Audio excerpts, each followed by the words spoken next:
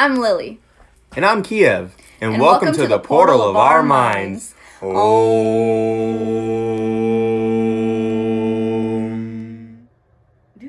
you really got this in there. Ow.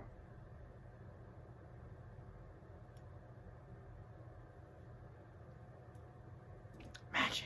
Now let's put it somewhere else. Ready? Hey guys, and welcome back to another Piece of Our Minds. And today what we have for you is 5 traits of rainbow children. Speaking of rainbow children, we saw a double rainbow today. We saw a double rainbow. This might be Oh my gosh, double rainbow across the sky. But with that being said, let's hop right into the video. Sorry, I tapped her chin with my knuckle. I almost KO. Headshot. Okay. So first of all, I just want to say rainbow children, like, why are they here and what is their purpose? So rainbow children are here to spread love, light, and happiness to everybody around them. They are known for being too nice, right? Like, is there such thing? I mean, but they have their boundaries, you know? So even if they're too nice, they're not going to let anybody walk on top of them. Is that how you say it? Walk all over them. Yeah, they have their boundaries, but they are extremely nice, and this is because they're here to give their love and give their compassion, and they have a very strong empathy. Number 1. So rainbow children are born with a rainbow aura, hence the name rainbow children. Yes, just very the same beautiful, very vibrant. Yeah, how indigo children have indigo auras and crystal children have opalescent auras. Rainbow children have rainbow auras when they're born, and they're also said to be born after the 2000s. So rainbow children began being born after the 2000s. They tend to be drawn physically and aesthetically to more aesthetic colors, like brighter colors, obviously rainbow, but like just a lot of vibrancy is what comes into their life when it comes to their style, the things they wear, the stuff they put on their like background on their lock screen for their phone, like their computer wallpapers, their tapestries, and everything like that. Like, it's all colorful. Their life is full of color. That's the thing about rainbow children, is they have an aesthetic about them. Going in, you say it, you're better at it. Moving on to number 2. Rainbow children are newer souls. So that means if you're a new soul, that means that you have not incarnated on Earth before, or maybe only a couple of times, or something like that. You're a fresher soul. You're a fresher soul. Well, actually, no. I think they don't incarnate at all. Like, this is their first time incarnating. This is gonna add a tidbit in from random information about rainbow children. That's why when they incarnate into this world, they tend to be super happy and giddy about everything, because it's like the first time they're getting to see this whole new world and what it has to offer for them. Yeah. They also enter this world with no karmic debt, which means is that they have no debt or karma. Which means they have no debt of karma. They have no karmic debt from their past lives or in the moment. I mean, in the moment they could build up karma. Like, everybody goes through a karmic moment throughout their day at least once. But they don't have any coming through their past life. So that's why they're able to live their lives here on this earth so freely and like with no care in the world, essentially. Kind of have a free-spirited beings. Moving on to number 3. Gotta do the voice. Okay, so yeah. So moving on to number 3, they're fearless. So the reason why they're fearless is because they already know at their soul level that they are divinely protected. And the reason why they come here with no fear is because they also know that they're here for a divine reason. So if they had fears, then that's going to get in their way of their path, and that's going to get in the way of their mission.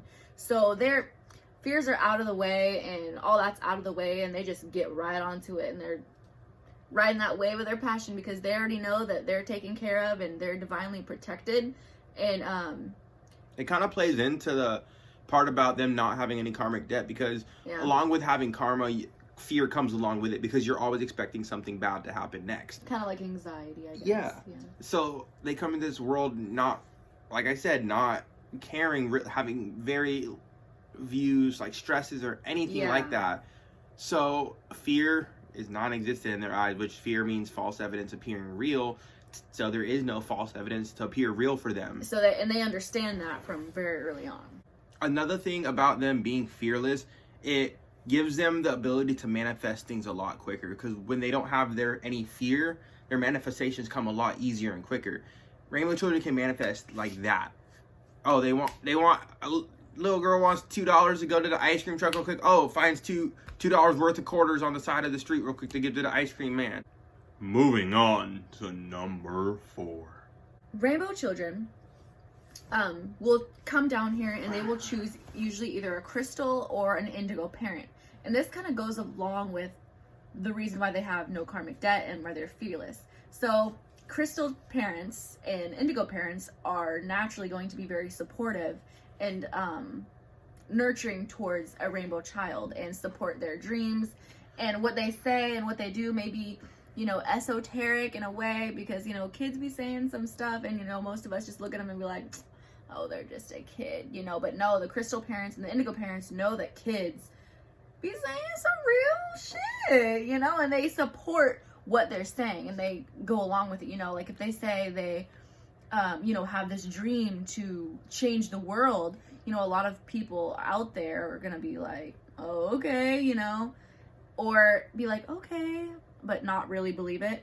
But crystal and indigos, they know what's up. So rainbow children will choose these parents, signing that contract before they come down here, because they know that with these parents, it's gonna make it just that much easier. They don't choose dysfunctional families. They don't. Families. Because they don't have any karmic debt. They're not dealing with that in this life. They don't have to. Moving on to number 5. Rainbow children, they tend to not talk until later in life. So, oh, not that much later, but like till like between 2 and 4, they won't start talking. And this is because they're used to feeling each other telepathically and like talking telepathically. So talking for them is a bit more foreign, so it takes them a little bit longer to catch on to language and speaking. Rainbow children are also commonly labeled with autism or being autistic. One of the reasons why they don't talk till a lot later is because they tend to feel people's emotions and their energies from a very early age, before they start to understand that humans communicate with their voice. So they're constantly projecting and feeling other people's energy and communicating that way. That's why like they're a lot quieter. Certain things are really like really too loud, too just overstimulating, yeah. And that in turn eventually kind of forces them to voice their own opinion, because they realize that they can't focus after so much time to try to convey telepathic type of messages to people, and realizing they're not getting any in return. That it's like not want to say a rambling in their own head, but like it's kind of like they're talking to a brick wall, or trying to talk to a brick wall. So they have to end up using their voice, which everyone ends up having to use their voice. But we all go through moments where we feel like we have that telepathic connection. It comes to them so much easier than it does anybody else and any other type of star child.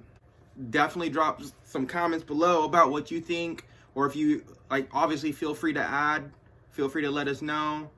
If you have any personal experiences you want to let us know about, where you've encountered rainbow children or rainbow adults, or are one or have one. But with that being said, peace. Love you guys. Rainbow children for life.